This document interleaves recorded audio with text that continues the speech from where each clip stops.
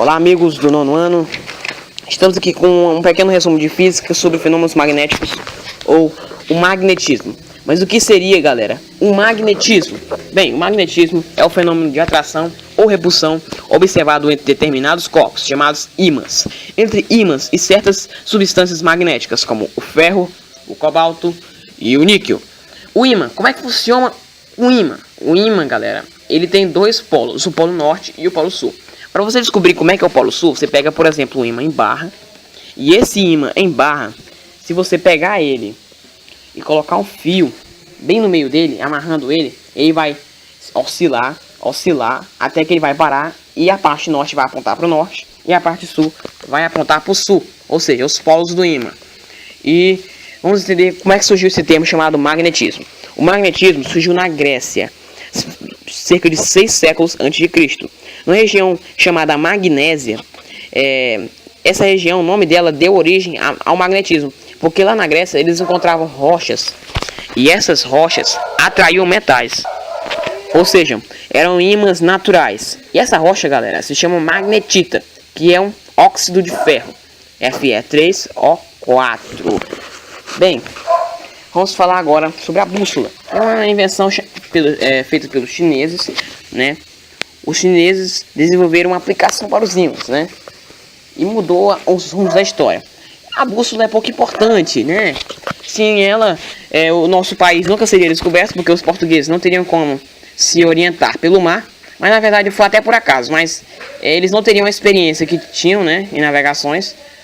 Eles nem navegariam, porque ficariam perdidos, não, nem voltariam para casa. E a bússola nada importante, sarcasticamente falando, né? O que seria a bússola? Bem, a bússola são aparelhos que servem para a orientação dos viajantes, que usam ponteiro uma agulha magnetizada, ou seja, se comportando como um ímã. E como é que você magnetiza essa agulha? Você pega um ímã e esfrega no mesmo sentido nessa agulha. Por exemplo, um prego de aço, você pode também fazer isso. Você vai colocar a fricção no sentido. E o ímã vai fazer o prego ficar magnetizado, ou seja, ele vai se tornar um ímã temporariamente. Por quê? Porque o prego é uma substância magnética. E o que seria uma substância magnética? É a substância que pode ser atraída pelo ímã. Quando o ímã chega perto de uma substância magnética, lá dentro do ímã, lá nas moléculas dele, os ímãs elementares, que você já vai saber o que eles ficam em harmonia. Eles vão ficar em harmonia. Por quê? Vou explicar por quê. Porque no ímã tem um princípio chamado o princípio da atração e da repulsão. A atração, galera, é quando uma coisa se atrai a outra. E repulsão é quando uma coisa repulsa a outra, expulsa. Então, o que seria isso? Se você pegar dois ímãs e os polos que estiverem virados um para o outro forem opostos, eles vão se atrair. Mas se os polos forem iguais, eles vão se repelir. Então, nesse esquema você está vendo aí, que se os polos forem iguais, vai haver uma repulsão, eles vão se afastar. Quem nunca brincou com ímã na vida, não sabe muito como é isso. Mas se você já brincou quando era menor, você podia até perceber que quando você virava o ímã de uma determinada forma, ele não se grudava, ele se afastava. É impossível grudar eles. Então isso aí é o princípio da atração e repulsão. E também temos a inseparabilidade dos polos magnéticos. O próprio nome já diz o que é. Inseparabilidade é aquilo que não pode ser separado. Então, o que esse conceito está dizendo? Está dizendo que você pegar um ímã, cortar ele no meio, vai surgir dois novos ímãs. Como assim?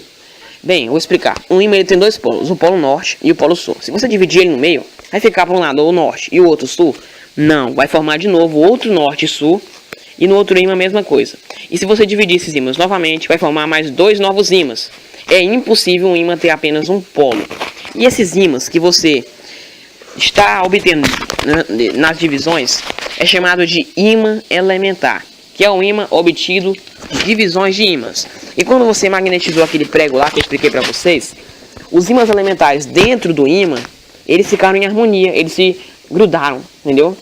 Agora, quando uma substância não é magnética, por exemplo, o plástico, lá dentro do ímã, lá nas moléculas dele, os ímãs elementares menores, eles ficam bagunçados, eles ficam todos revirados, eles não conseguem entrar em harmonia perto do plástico, entendeu? Então, vamos prosseguir. O ímã, ele cria um campo magnético, que é o lugar onde ocorre a modificação feita pelo ímã. Ou seja, se o ferro entrar dentro do campo magnético, ele vai ser atraído pelo ímã, né?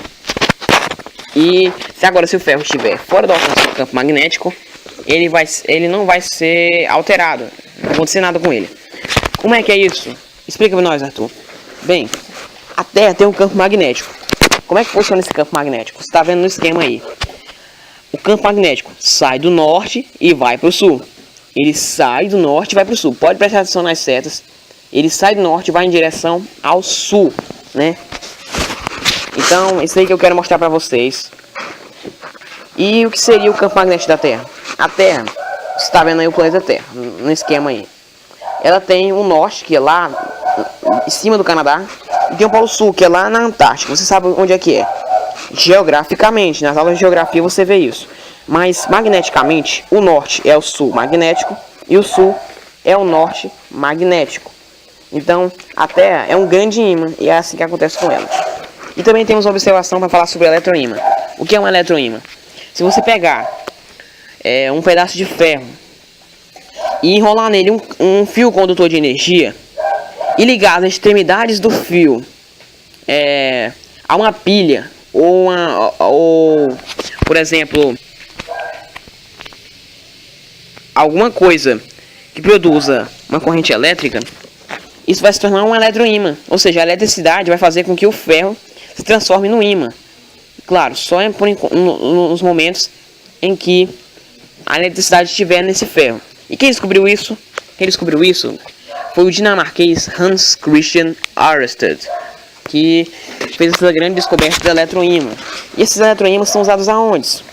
Em telefones, telégrafos, campainhas, motores elétricos, guindastes eletrônicos e em detectores de metais, né? Então, se você tem o seu celular aí, agradeço também ao eletroímã que possibilita isso bem daí. Bem, esse aí foi um pequeno resumo. Eu não falei tudo, porque tem muito mais ainda para falar sobre esse assunto. Mas eu espero que vocês tenham entendido o assunto. Valeu!